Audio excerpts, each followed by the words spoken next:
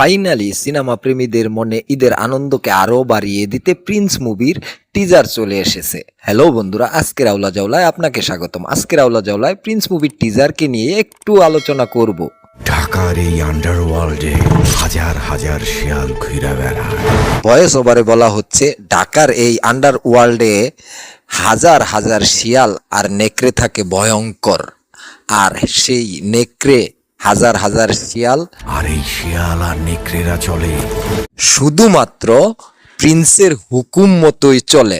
তার মানে বোঝা যাচ্ছে প্রিন্স ঢাকা শহরের ডন, সবচেয়ে উপরের ডন। আর এই ডনকে ঘায়েল করতেই ভিলেনরা লেগে যাবে প্রিন্সের পিছনে। এইটাই হবে মূলত কাহিনী।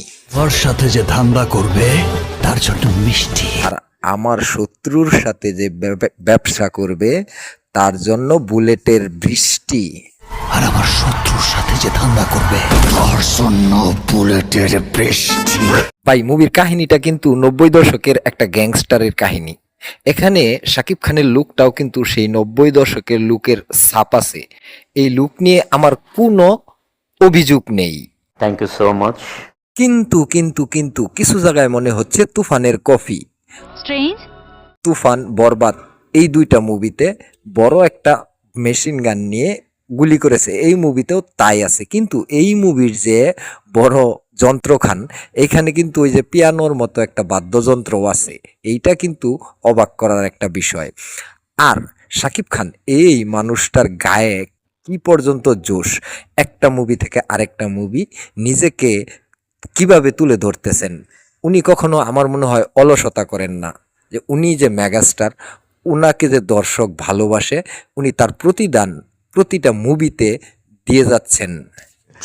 এখানে ভিলেন কিন্তু বলিউডের। আর তাসনিয়া ফারিনকেও একটা নজর দেখানো হয়েছে। এখানে তাসনিয়া ফারিন শুধু নায়িকা হিসাবে না, গ্ল্যামার হিসাবে না, মোটামুটি একটা ভালো একটা চরিত্রে অভিনয় করেছেন।